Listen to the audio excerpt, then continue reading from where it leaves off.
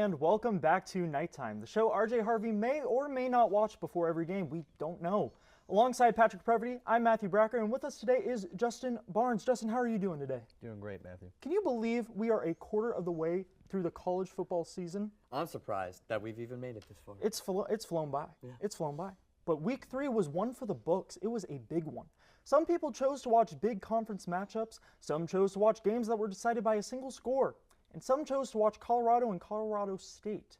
But we chose to watch what might have been one of the greatest games in school history, UCF at TCU. Yeah, and we brought in Justin to talk about this UCF-TCU matchup. Now, this is the first time that UCF and TCU are facing each other in their history. They go into Fort Worth to take on the Horned Frogs. Now, they got started early. It was then to Eric McAllister for a touchdown. It is now 7-0. That was the opening drive. UCF has a chance to get a field goal on the board. It's blocked. We'll see more of that later on today. Then they're driving again near the end of the first quarter. It's going to be Savion Williams. Oh my goodness. Get big. Sunned him, actually. Put him down.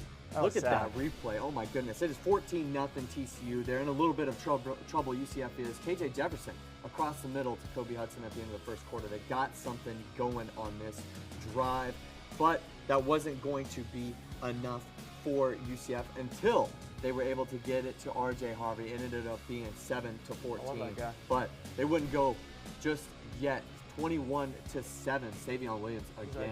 Now, at the end of the first half, blocked 27. They won't let him boom. They won't let him boom. And Josh Hoover, TCU quarterback, he would let this fly to his guy Jack Beck. And this is getting ugly as TCU takes a 21-point lead. But you know what you can never do? You can never count out the Knights as KJ Jefferson finds Kobe Hudson for another big play. And it would be RJ Harvey pushing the pile for 6.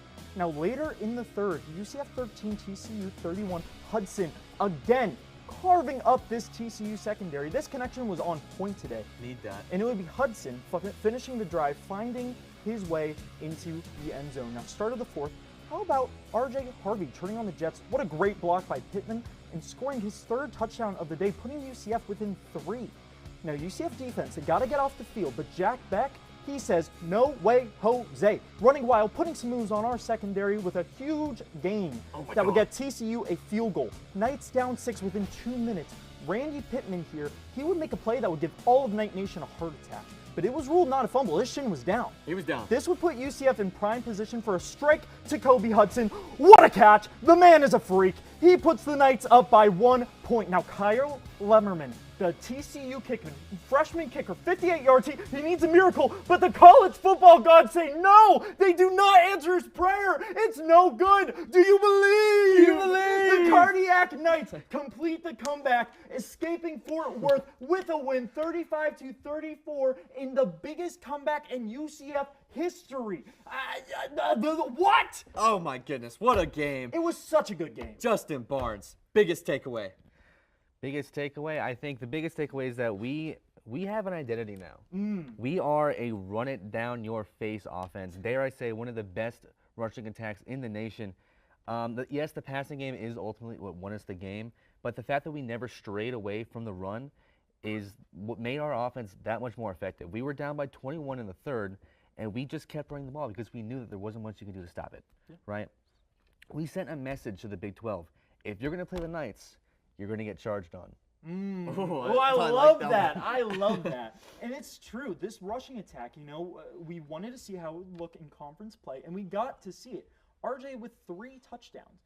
His Heisman campaign is, I think it's just getting started. I know I say it every single week, but it's true. But, the defensive struggles early in the game, is that something that we need to be concerned about moving forward, or did they show you enough in the second half when they got things going?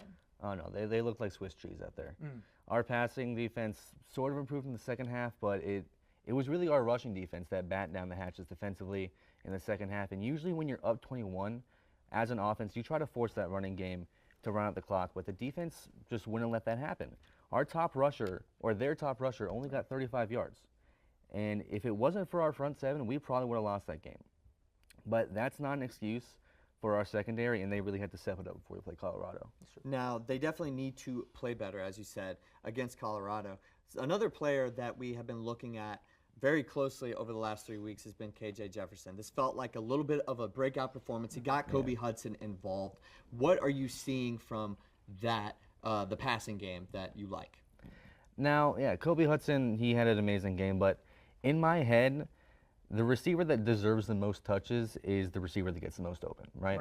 That's why Tyreek Hill has the amount of yards that he has on a weekly basis. But Hudson was making catches even when he wasn't open, right? He was just being a freak of nature out there. I have a little bit more confidence in KJ Jefferson going forward now, but now that he has that confidence in his head that he can just throw a jump ball to Kobe, it could really improve his game as a passer. Out of those two players, who would you say was more critical to the comeback? RJ Harvey or Kobe Hudson? I'm gonna have to give it to RJ Harvey. Now, even though we were down 3 scores, his presence made the defense respect the run. Even though we were down, they knew that he was an option all the time. And because the safeties were too busy trying to make sure that RJ doesn't have like a huge run, that opened up the passing game for KJ and Hudson. Kobe Hudson proved that he's a great receiver and he's worthy of being wide receiver 1, and he's worthy of a share of credit too. But I just don't think he doesn't have the game that he has without RJ Harvey just being there as a threat. It's true. The rushing attack, always is going to open up the passing game. You look at the Broncos, they can't get anything going on the ground, and that's why Bo Nix is struggling and nothing else, no other reasons. But speaking of RJ Harvey, he won Big 12 Offensive Player of the Week. I know I bring this up in every single episode, but after seeing him continue his dominance against a conference opponent, not an FCS school, do you think it's time to throw his name into the Heisman conversation? Oh, 100%. Now, I know we haven't necessarily played the best competition all this season, but Harvey put this team on his back all 3 games, right? All 3 of the victories we've had so far, he's put on his back. He's been more important to our team's success, probably more than Dylan Gabriel has to Oregon, if I'm being honest. He's worthy of being in that conversation, and I wouldn't be surprised if he has some votes come his way come December. That's aura right there. That's aura. Yeah, we'll see if he ends up making the trip to New York. I don't know for sure, but definitely odds are right now, if he keeps it up and UCF plays well, he could potentially be there. Now, one thing that UCF is going to need to do is make it into the AP Top 25. They were not able to do that this week. What are your thoughts about that? Now, it pains me to say it, but the AP poll is probably right. Now, we haven't played any competition that would get us into the top 25 just yet. And, TCU has been the only real team we've played against versus Sam Houston and New Hampshire. So, and frankly, a lot of time the press cares about, okay, who did you win and how much did you win by? And we had a nail biter, we had a lot of mistakes. And that's kind of all they care about. So the fact that we're not a top 25 team yet, it makes sense. But I think in 2 weeks' time, if we do put the stops on Colorado and we're still unranked, then I'll start complaining. Yeah, and that's, a great point. The media is always going to look at who we're playing. And speaking about Colorado, in a couple of weeks, they're going to be getting a lot of media attention because, they all seem to follow the Real Housewives of Boulder. So what does UCF have to do to win this game and block out the noise Colorado they're going to create? Yeah, I really think it's as simple as give number 7 the ball. Give number 7 the ball and make sure number 12 on the other team doesn't get it, right? With the way that our pass defense looked against TCU, our DBs are going to have nightmares about Travis Hunter for the next 2 weeks. Sure. Luckily, UCF has a bye week this week, and Gus Malzahn has more time to prepare for that defensively. But on offense, I really think it's as simple as giving RJ Harvey the ball and making sure the O-line gives him space to run. All right, let's take a look at the games for the rest of the season. Are there any games that you're looking at when you take a look at the schedule that are easier or tougher than you may have first thought? And what is the chance that UCF has at making the Big 12 championship game? Now, that Utah game at the end of the season is going to be tough, right? They're number 12 for a reason. They do have a really strong team, but luckily we do have the luxury of playing them at home. Now, unfortunately, that is the day after Thanksgiving, and I don't think a lot of students are going to show up for that, if I'm being honest. But hopefully the more local members of the Night Faithful show up and make it difficult for Utah make it difficult for you to get a lot done. But on the other hand of the coin, I like our chances against UF. Now, obviously we can't play Miami and become the number 1 premier school in the state, but playing Florida gives us an opportunity to go into a stadium of a historically great team and make our case for the premier team of Florida. Yeah, this is the season to do it, you know, absolutely. with their struggles this year. But, you know, final question. UCF released their Space U uniforms yesterday. What do you think? I don't hate them. You don't hate them? I don't hate them. I think they're going for a moon dust look, and they're good for what they're trying to do. I like the constellation on the sleeve, although I'm a little bit biased because I have the constellation tattoo right here. Oh, yeah, but I do think they could be better. I think I've seen a lot of space theme uniforms on College Football 25. That might be a little bit better. I do like the 2023 uniforms. But I was expecting it to be a little bit more orange. You know, make it look like an old astronaut orange suit. They were hinting that, especially since the Citronaut wears orange. Yeah, I would have thought it would have been. They were hinting that a lot. Yeah, absolutely. All right, well, thank you for coming on and talking UCF versus TCU. Coming up next, we're going to be going around college football and looking at the best games and the best moments from Week 3. Jack, buddy, why are you here? I don't really understand why I'm here. I got called a delusional fan. I just don't understand why I'm delusional if I think Kirk Cousins had the best mustache in the league. Well, Jack, buddy, I don't want to be the one to tell you this, but I don't think anybody looks cool in handlebars. But they're back, man. They're back. They're not. They're not. Sometimes you just got to face the hard truth. It's right there in front of you. All these people, they're calling you delusional, but sometimes you got to worry about, am I projecting? Is it me? And in this Let me case, tell you something, bud. It could never be me. Anything I say is factual and truth, and that's why the Vikings are going 16-1 this year. Organization, you have to look at your roster and say, I've had Kirk O'Thuggins for 6 years. Maybe it's time to move on. There is no moving on from Kirk Thuggins and Justin Jefferson. Do you think that maybe this all started just because of a little disappointment? Nothing has started. This is how I live, and I am not delusional. Thank you for sticking with us. Now, Week 3 we thought was going to be underwhelming, but in classic college football fashion, there was a ton of really good games in Week 3. Now, starting with the game of the week, in my opinion, or at least the most eventful game, it's going to be the backyard brawl. It's West Virginia Pitt.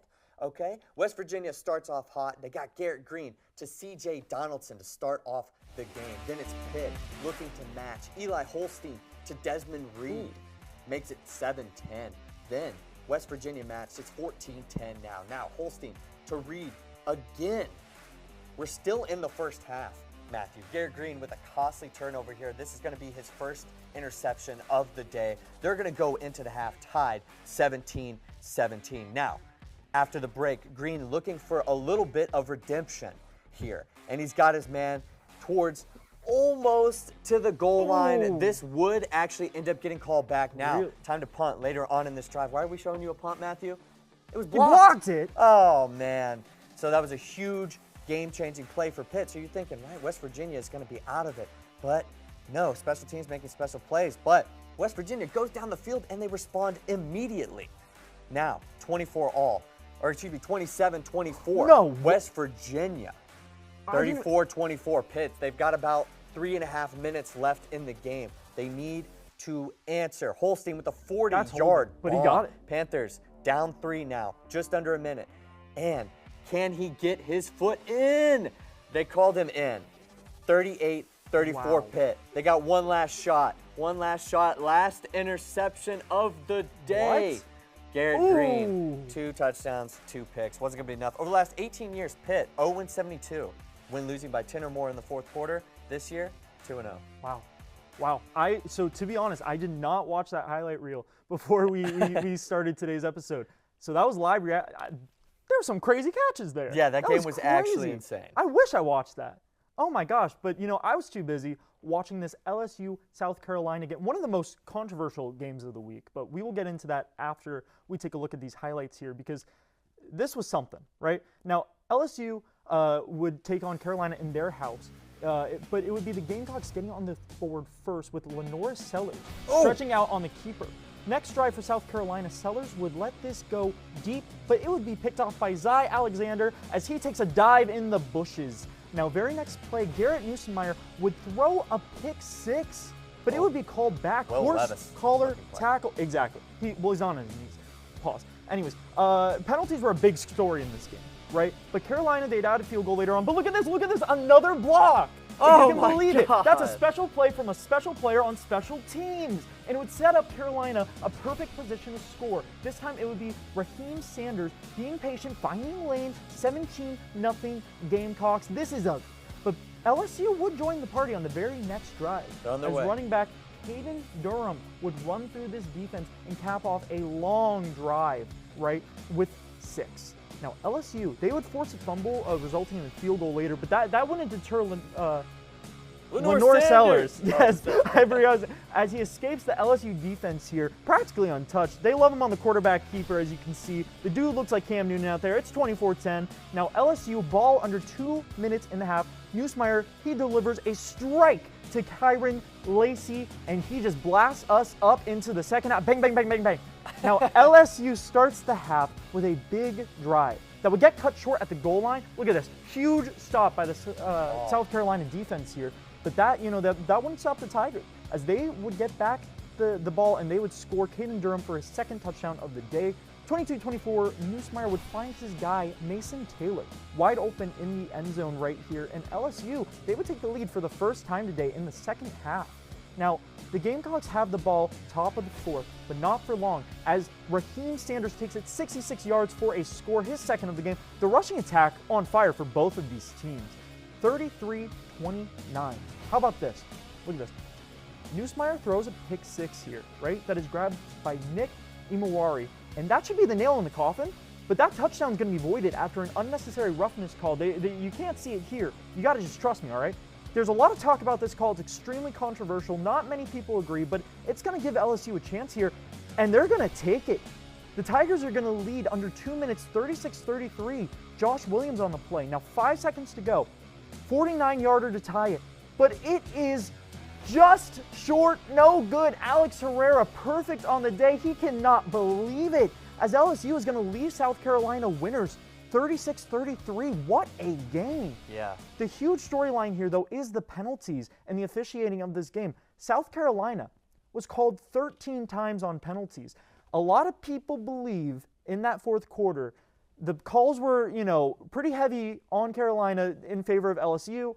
I'm not going to sit here and say, that was the case, that wasn't the case, but it was a very interesting day officiating-wise. Yeah, they still had a chance at the very end, so it's tough for me to say, oh, the refs were the people that cost them that, but certainly great SEC football this entire weekend.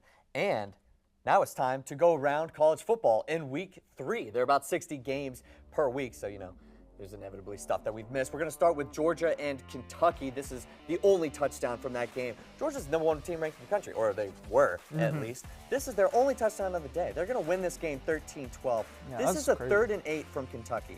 Okay, they have a shot. They are driving. They do not get this. They punt on 4th down. They don't see the ball again for the rest of the day. Up next, it is going to be a ranked matchup between Boston College and Missouri. They got out early, 14-3.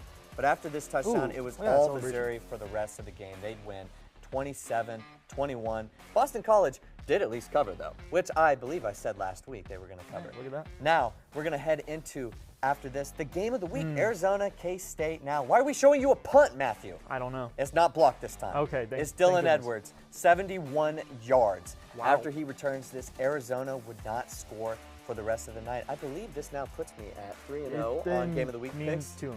2-1? Yeah. That's rough. 31-7, K-State.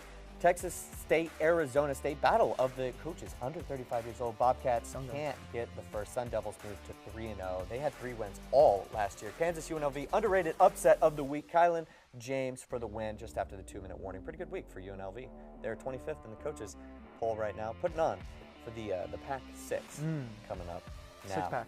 Now we have Colorado State. Shadur Sanders to Travis Hunter. I know you hate Can't to see stand this. these boys. Hunter, he also had an interception on the day. Buffalo's win 28-9. It's the Apple Cup now. Washington State. This is going to be a touchdown to put the Cougars up 24-16. Now we're going to skip ahead just after this. 4th and goal Are we going to see a goal line stand? Another team putting it on for the Pac-2. Washington State gets a little bit of revenge. Now, Florida State jump scare. Mike Norvell playing his former team in Memphis. They're going to get $1.3 million now for this win over Florida State. 20-12. They're 0-3. They're Can you believe paying that? to lose football games. It's insane. It is a rough spot to be in if you're Florida State. How many weeks do you think until that guy's canned? I would say he's still got the rest of the year. They were still undefeated in the regular season last year, so that's true. I don't know if I can great week say that though he's for gonna college get canned. football. Great week for college football. Absolutely. Now, there's inevitably stuff that we are going to miss. Mm-hmm. I mentioned that there are 60 games in college football. Yeah. So there's a lot of different fun moments from week 3 of the 2024 college football season. We're going to take a look at that right now for this Saturday. I think we're going to have to start off with Illinois, Central Michigan. What better way to complete a pass than to yourself? And then also, looks like you might as well Mariota. just run over the ref. That looked a lot worse on replay, by the way. That sets up a 59-yard field goal attempt. That's the longest of the season, or tied for the longest with the Florida State kicker from week 1. But we don't care about Florida State. nobody really cares. Now, post-game presser. Oh my gosh, this was ridiculous. Shadur Sanders, he talks about the Nebraska dude, how many times he gets it. It was ridiculous. Hold up. South Alabama's about to score 87 points in this game. They had a 6-minute fourth quarter, by the way. Also, Notre Dame put up 66 points against Purdue this week. Congratulations. That's the most Purdue's given up in their 137-year history in college football, by the way. Then, where's Michael Orr when you need him? Protect the blind side. This is the hit of the week. Wisconsin got killed 42-10. Also, take a look. Even the professionals, they make a mistake. Iowa State Hawkeyes coming up right now. Ooh, I don't know about that. Yeah. Also, look at the time and look at the score. Onside kick from Tennessee, up 30-0 with 3 minutes to go in the first quarter. Kent State denied their 6-minute fourth quarter. Also, back again, Kansas, UNLV. Nobody can pick up this football. That would be the end of that game. That Fun is week in college what football. it looks like when I try to play defense on College Football 25. It is rough out here. But I want to get into this Colorado thing. You know, during the segment, I was very vocal about Colorado. It's ridiculous, okay? It is absolutely ridiculous. He says, Sanders says last week, oh, how often was I on the ground and Dylan Raiola was on the ground? And so you know what his PR team does? He tells them, put the O-line behind you in the press conference. This is family right here. Everything is for show. And it's ridiculous. He didn't shake his hand. He didn't shake the Colorado State quarterback's hand. I mean, it's tough. You know, you're talking a lot of trash leading up to the week. There's a lot of media scrutiny. But we got to get into the swords and shields. I know. Okay. We got to get into the swords and shields. Who's your sword? My sword is Arch Manning. I'm a big Bronco guy. You know this. So you know how much I love my Mannings. I've heard. So I got to shout out Archibald, all right? He came in relief for Quinn Ewers in a matchup against the Roadrunners and looked absolutely outstanding. 9 for 12, 223 yards for 4 passing touchdowns. And he even showed off the wheels with a rushing touchdown that clocked in, get ready, 20.7 miles an hour. A mobile Manning. Texas might have a controversy on their hands. This dude is not a backup. I have another backup quarterback, Isaac Wilson, 20 of 33 for 3 touchdowns. Came into relief, was able to beat Utah State. Unsung backup quarterback for week 3. Yeah, I know Arch took a lot of the attention probably from Isaac Wilson here. He kind of looks like Zach Wilson a little bit. He does kind of look like Zach Wilson. Does. All right, who's your shield for the week? My shield is going to be Santana Hopper out of Appalachian State. All right, and it wasn't the most flashy performance here, but I chose to pick him. He was a key player in this close 21-19 victory against Eastern Carolina. He finished the game with a clutch sack in the third, a forced fumble, and picked up a couple tackles for loss. He recorded 3 quarterback pressures and a 94.5 run defense grade, according to Pro Football Focus. This performance also earned him a National Defensive Player of the Week nod by PFF. And now he'll get one from me, which is infinitely cooler than them. Yeah, absolutely. Yeah. Marcel Walker-Burgess is my shield for the week. He is the defensive end out of Ohio. 4 tackles, 1 forced fumble, 1 interception. Now that's going to do it for the second segment where we're going around college football. Next up, we're going to welcome in Kathleen to the desk to talk a little bit more about week 3 and preview week 4. That is coming up right after this. So, Tyler Brown, right? It says in my notes you're an Oklahoma fan. That is correct. So, let me ask you, bud. Is Texas back? All right, I put on a brave face a lot, but this year, I'm really scared that they are, man. Okay, they just beat Alabama. They're gonna be top 4 in the rankings. And last year, they beat us 48-0. Yeah. It was humiliating. We're the Oklahoma Sooners. We were the best ever. We were talk of the town. We had Baker, Kyler, and Jalen 3 years in a row. And now, are we good? I don't know. We haven't won a national title since 2000. We're number 18, I think, and nothing matters, dude. Sometimes we build up these walls thinking they're impenetrable. But sometimes you have to knock these walls down to build up bigger and stronger ones. And you got to be tough through that. It's hard being an Oklahoma fan at this time, but grass is always going to be greener on the other side of the hill, buddy. Is it?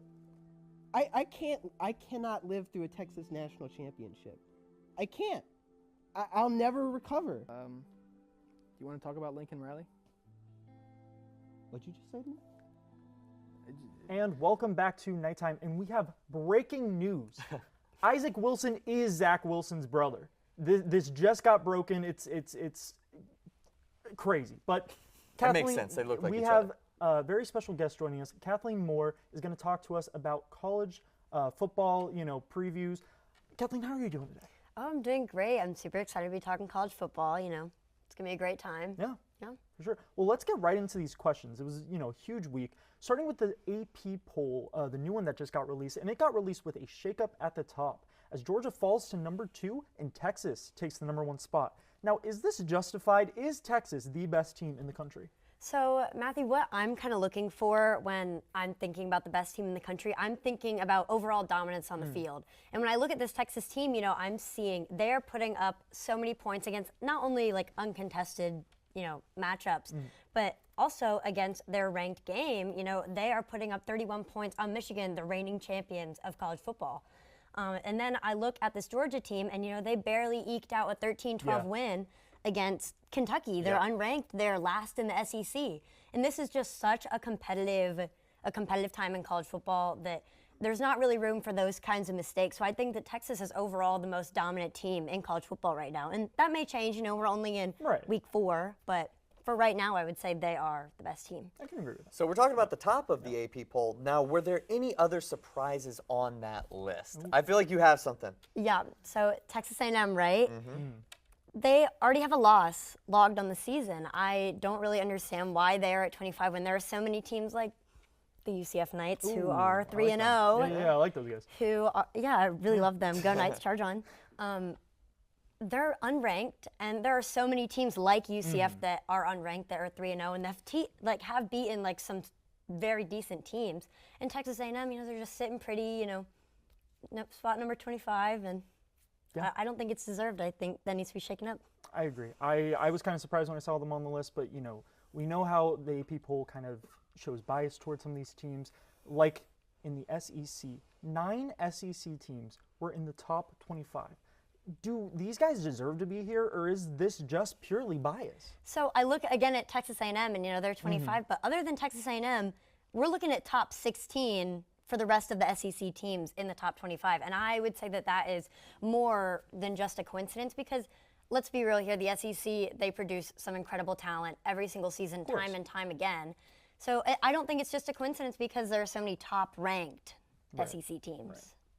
Now, we did just talk about how the SEC was getting a lot of top-ranked teams, maybe a little bit of bias, but Missouri just beat a ranked Boston College team. They dropped in the rankings. What do you think about that? So, honestly, what I think was going through the committee's head there is they're looking for good wins. It's not just necessarily a win, but they're looking for a win that shows dominance and shows, prowess on the field. And this was not a great win. This was a one-possession win by Mizzou, and I think they expected a lot more from them. The spread was 16.5. Yeah, it was a tight game. It was. So I can kind of understand that thought process, but staying in the SEC, I want to talk to you about Texas. Right now, I kind of mentioned this last segment. Quinn Ewers, he went down. He might be out for a couple of games, and that's going to let Archie Manning get a few starts potentially after his dominating performance coming off the bench last week. Is there a quarterback controversy in Texas? There is absolutely a quarterback controversy in Texas. I mean, both of these guys are absolutely electric on the field, and it's really been fun to watch, honestly. Because, you know, you see a backup come in, and you want to think of the Tom Brady story where you come in and you absolutely kill it, and you keep the spot for the rest of your career. But, you know, it's so hard to find that, and I think they really found that in Archie Manning here. But I think that looking at their stats, I mean, it's very similar. Like, their numbers are very similar. I think that trying to pick one would be like nitpicking, looking at the smallest stats and trying to tell them apart. Yeah, I would be, wow. I mean, I don't know. I still think he gets his job back. Yeah, no, I definitely agree because, you know, I mean, Archie played UTSA, you know. Yeah, we'll see how he plays if he does get a couple of these starts for sure. In the next couple of weeks, I think that will be the true test, you know, of his skills. And I'm just really looking forward to it, honestly. Yeah, me too. It's great to see Manning out there. All right, we just talked about how Texas played UTSA, but Tennessee, they got a lot of hype. They haven't played pretty much anybody yet. They got Oklahoma. What are you buying into? Or is it too early to buy into this Tennessee hype? I would say it's definitely too early to buy into Tennessee because Tennessee does this so often. Tennessee is so dominant on the field, and they are so good until they're not. Right. And then they're a field goal team. They're not a touchdown team anymore. You know, they're not scoring the way that they used to. They're not putting up, you know, 70 points in one game. And I don't know. I just think I need a few more weeks until I can really see Tennessee as being this dominant team. That is fair. And, you know, a lot of these teams entering conference play these upcoming weeks. We're going to learn a lot. But we're going to get away from the SEC. They've had their time in the sun. We're going to get into Oregon, right? They finally had their first dominant performance against Oregon State. Now, do you think that they are going to carry this momentum into conference play, or was this more of a fluke game? Honestly, this is Oregon's first big blowout of the season so far. And if you look at the Big Ten Conference, like as a whole, they're stacked. I mean, with the SEC and the Big Ten, they're taking up 64% of the top 25 on the AP poll right now. And I don't think that Oregon is ready to stack up against the opponents that they are going to face in conference play. Wow, that's definitely, we'll have to see what ends up happening in the Big Ten. Okay, who's had a worse season? Florida State or Florida? Also, maybe just who's in like a worse program state right situation. Now. They both might lose their head coaches. Who knows? I mean, truly, they're both having terrible seasons, if I'm going to be honest. And I'm going to say that FSU is having the worst season overall because, I mean, how do you lose in 2 different continents after throwing a fit over not making the playoffs last season and then coming into this season? I mean, I feel like you have to give it a little more than what you are. I mean, it's so bad. Are their head coaches the #1 hot seat coaches in the nation? I would say that UF is definitely their coach Billy Napier. Yeah, Sunbelt Napier. Billy. I think that he is definitely in a worse position just because FSU's having a worse season, but I feel like UF is going to be more like they're going to hold him to a higher standard. Yeah. Right. Because this program, like this is one of their worst seasons that I've seen in a while. I agree. Like in a very long time, and I think that UF is going to be looking to shake things up if Billy cannot turn it around. I truthfully believe their only hope is this freshman quarterback. DJ Lagway. Yeah, he looks good. He He does. But we're going to move away from the lowlights and talk about the highlights. Out of what you've seen so far, who is your Heisman pick so far? It's going to sound very basic, but Cam Ward, I have to go with Cam Ward. This quarterback, oh my gosh, I love watching him play. He is so diverse in the field. How he moves around in the pocket kind of reminds me of Aaron Rodgers a little bit. I don't know if you guys see that at all. But he's very mobile Aaron Rodgers. I can see it. He's very versatile though, and I think a lot of his strength comes with the people that surround him because his team is so strong. I mean, #3 in the country is I think what they were this week. I mean, he's just got so many weapons surrounding him. So, 13. Maybe, I don't know. I have to check. I don't remember what they are actually. I would have to double check that. But I'm definitely interested to see where he takes this team this season. Yeah. No, me too for sure. I like Miami. I picked them to win the ACC beginning of the season. So it's he's having a really great year for sure. Miami is #8 in the eight, AP okay, poll. okay. Yeah, we're just blanking on that. Did they go up? Did they go up this week or did they? Yeah, go they up? went up 2 spots. That's right. They were #10 last week. Okay, now it's time for the game of the week. Welcome in. You're going to be making your first pick of the game of the week. No pressure because I am undefeated now. Gosh. Oklahoma, number 15th ranked in the country. Tennessee, number 6 in the country. I personally do have Tennessee winning this game. I think it's just too they've looked too dominant, and Oklahoma did have a scare against Houston. I don't know exactly what to think about them, but their defense is really good. Brent Venables has them playing very good defense. Not the Oklahoma from 2018, that era. They can play defense. I think Tennessee will be in for a bit of an awakening. I do think Oklahoma covers, but I think Tennessee, I can't pick against them right now. I think they'll win. Yeah, I would have to agree with you there, Patrick. I mean, Tennessee, like they're putting up some crazy numbers, and I know I didn't say I'm buying into Tennessee yet, but I mean, putting up 70 points is not a fluke.